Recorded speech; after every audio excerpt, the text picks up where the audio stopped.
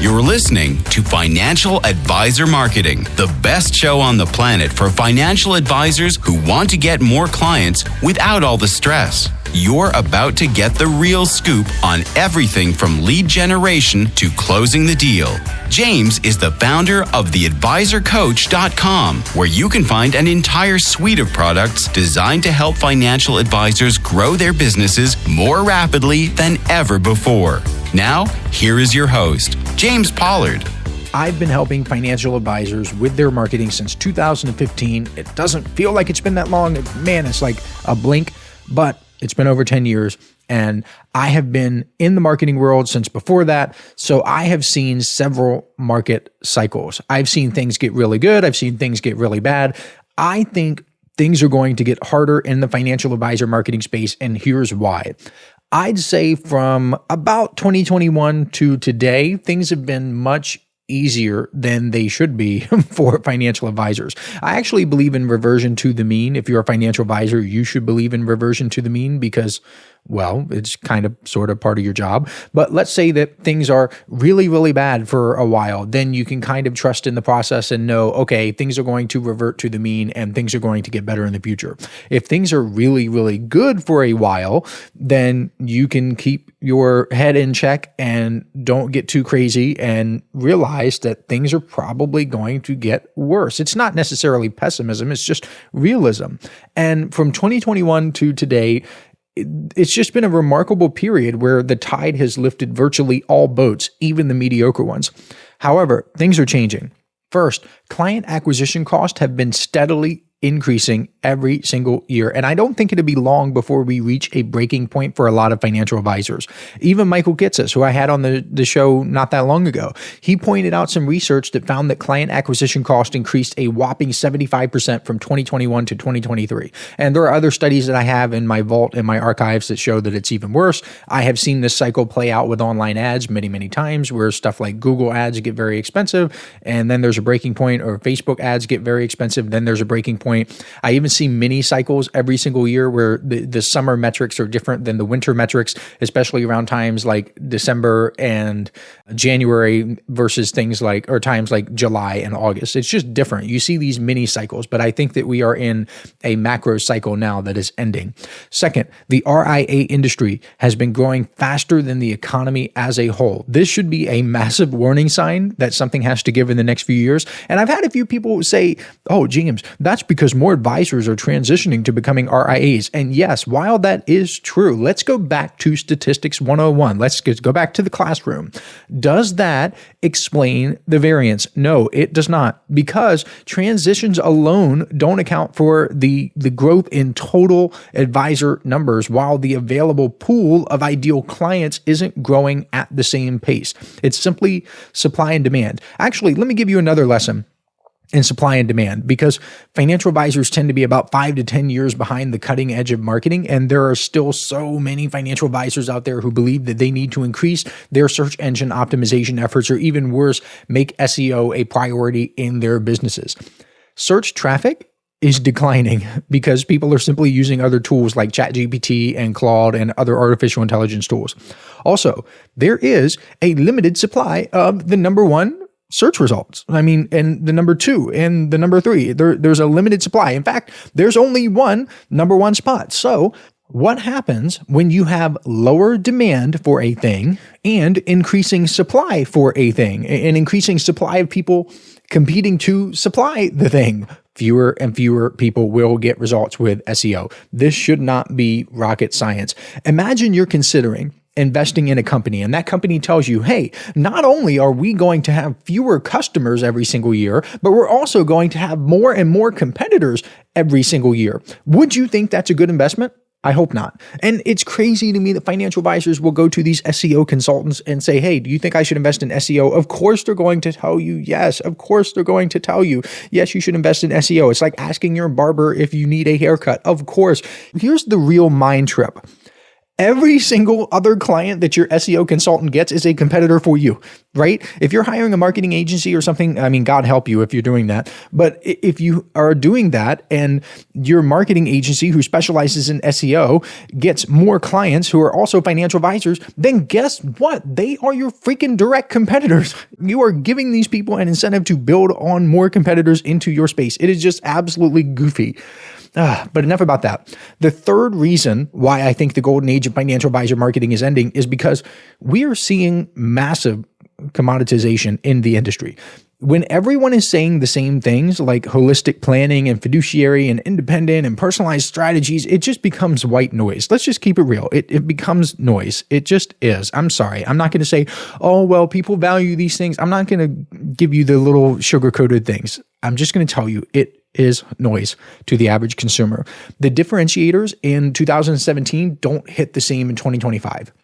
The advisors who have been skating by with this vague, boring marketing, they're going to get absolutely smoked in the next era. Fourth, the financial advice industry continues to be one of the least trusted industries, period. Edelman's Trust Barometer studies consistently find that consumers do not trust financial advisors, period. The effects of this, they started to show themselves years ago. This is not a 2025 thing. This was showing years ago, and it's not going to get better. At least it's not getting better. Maybe it will get better. I don't know. I can't predict the future. Back in 2022, CNBC and Acorns released this report stating that 67% of millennials now back in 2022 they turned to social media for financial education instead of traditional advisors. Also, more and more people are saying that they would rather have robo-advisors than human advisors. We started seeing this years ago too. In 2021, Magnify Money did a survey and found that 29% of Gen Zers would prefer using a robo-advisor to a human advisor. Do you think that number has gone down in the past 4 years? If so, I think you need to get your head examined. Fifth, more and more financial advisors are hopping on the same marketing bandwagons like social media, content marketing, email marketing, and more. These are proven strategies. Yes, they work. Yes, they are awesome. Yes, I talk about them all the time, but it's just going to get harder and harder and harder to stand out. Plus, I've heard from more and more financial advisors who think their growth over the past few years is due to their own brilliance. They think they grow because they're awesome and they're just amazing and they're superior business people, and they are not. Whenever this happens in any industry, people are in for a rude awakening. It is literally the Dunning-Kruger effect.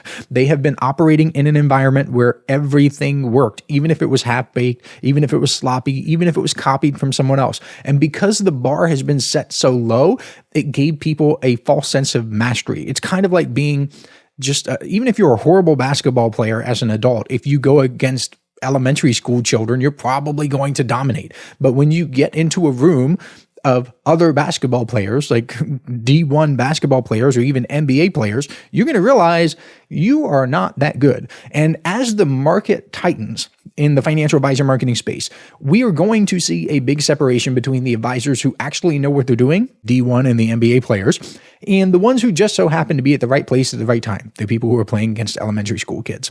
This is where things get real. You will need to have sharper messaging. You will need to have better positioning. You will need to have clearer offers. You need systems that aren't just nice to have, but necessary. You need these things. That's why I keep hammering on fundamentals, because those are the things that endure. Even as trends come and go, there's always opportunity in transition, and the opportunity goes to people who master the fundamentals. The advisors who adapt and double down on what works, the advisors who stop cutting corners and they take this stuff seriously, those are the ones who are going to be just fine. The people in my inner circle, going to be just fine. In fact, they'll probably grow faster than ever before because most of their quote unquote competition will be too busy posting another TikTok that gets 63 views and no leads. Let's go through some things you can do to make sure you survive and thrive during the next few years. Number one, I got to fulfill my legal obligation to mention this on every podcast. Niche down harder than ever. By the way, that's a joke. Some of you think that's serious, like there's some legal thing that I have to fulfill this obligation. No. It is a joke. Come on, guys. Generalist advisors are going to struggle. You cannot be just another advisor anymore. You need to go deeper than the surface level demographics like pre-retirees or high net worth individuals.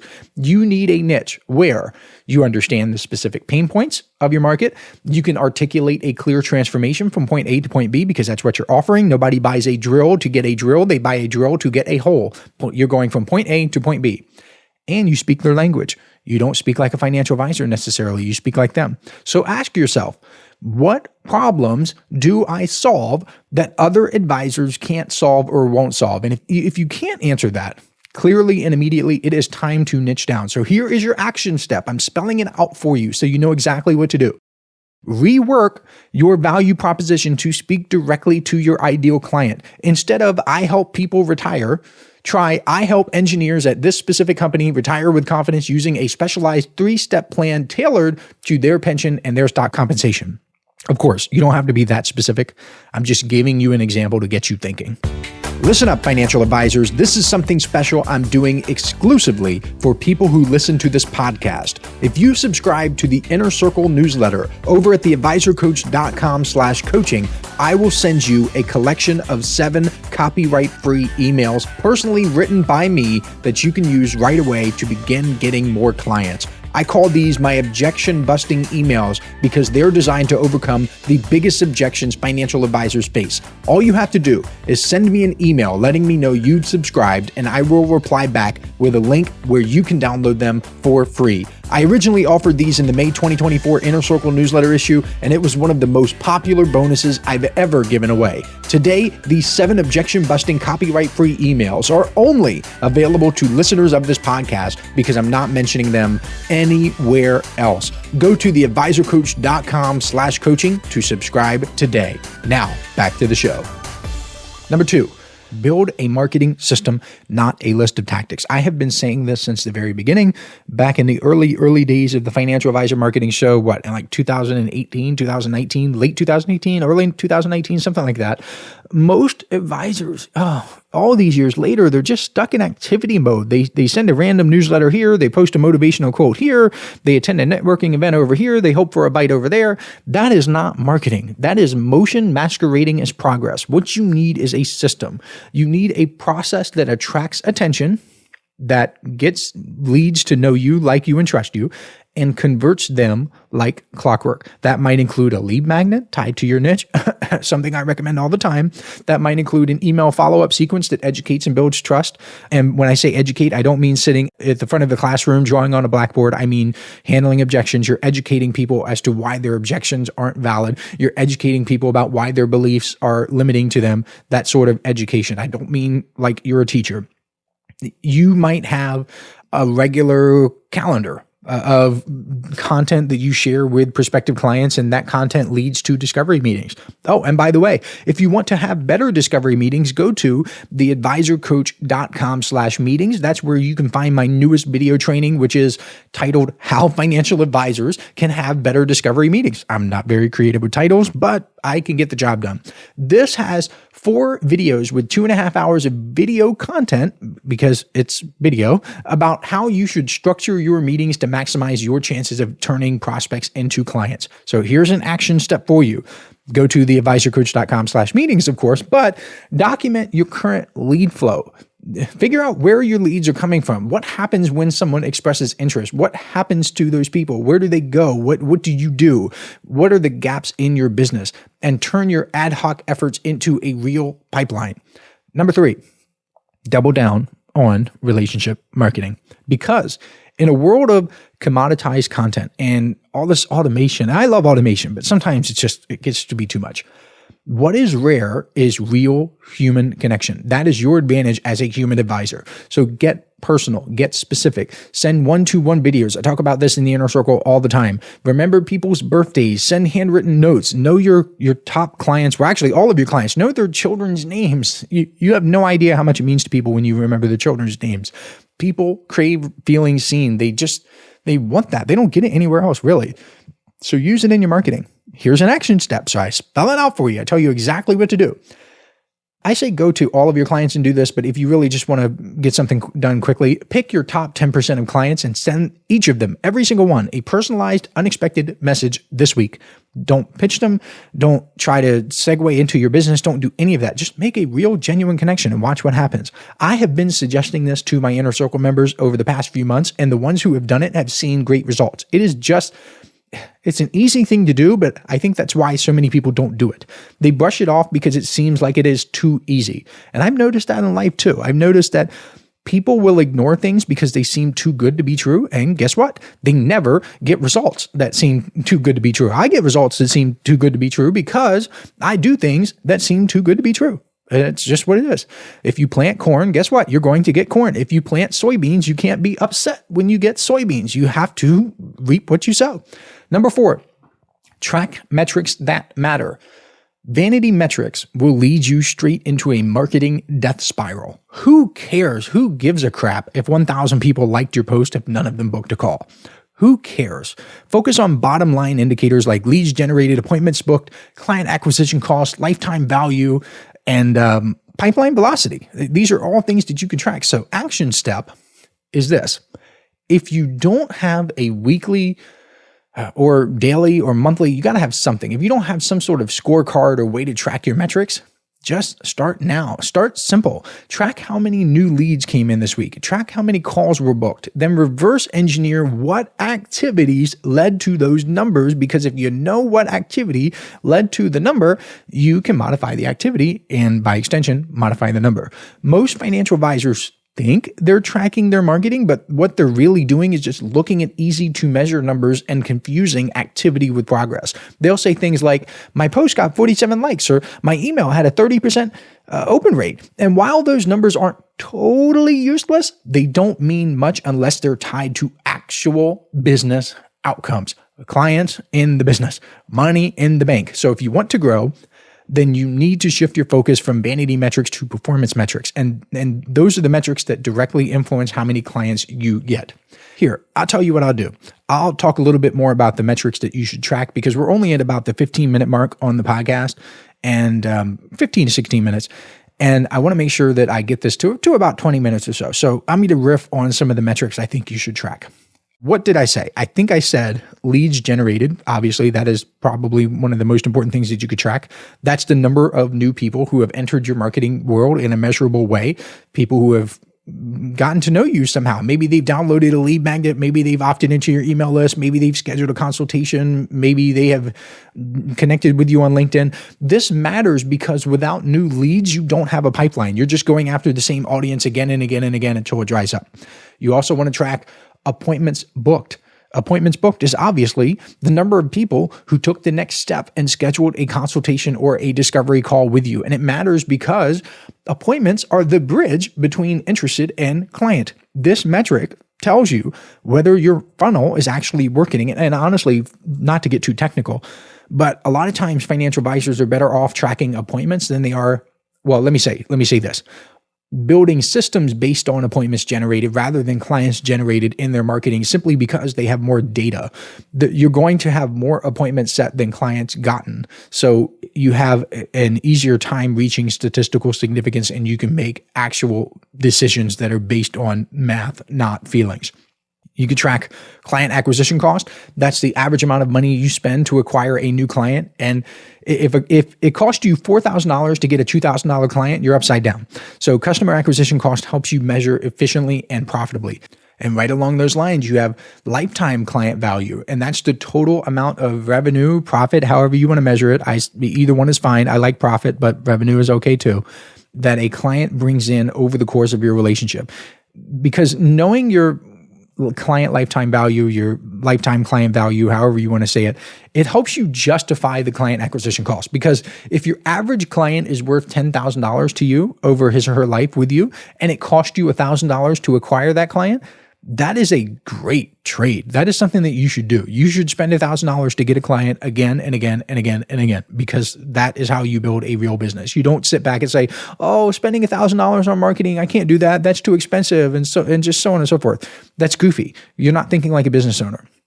You want to invest $1,000. You want to invest up to many times that in order to get that $10,000 client. And finally, did I say pipeline velocity? I think I did. And that's how quickly leads move through your funnel. How quickly do people go from the first contact with you, their first interaction with you, to a booked appointment, or if you're tracking clients, to becoming a client? That is so important, because the faster someone moves through your pipeline, the sooner you get paid. A slow pipeline is stalled growth most of the time. And I'll end the podcast episode with this. One of the fastest ways to increase your pipeline velocity is to have better discovery meetings. So again, go to theadvisorcoach.com/meetings and get your hands on how financial advisors can have better discovery meetings, because that's something you can do to get more clients, even if you change nothing about your marketing. You don't have to do anything with your marketing. You don't have to change your LinkedIn. You don't have to change your website, nothing, because it helps you get more clients with the leads and prospects you already have. The people who are already setting appointments with you, all you have to do is convert more of those people and you will get more clients. I hope this helps you. I hope it gets you thinking about some things you can do to improve your business. And as always, I will catch you next week. This is thepodcastfactory.com.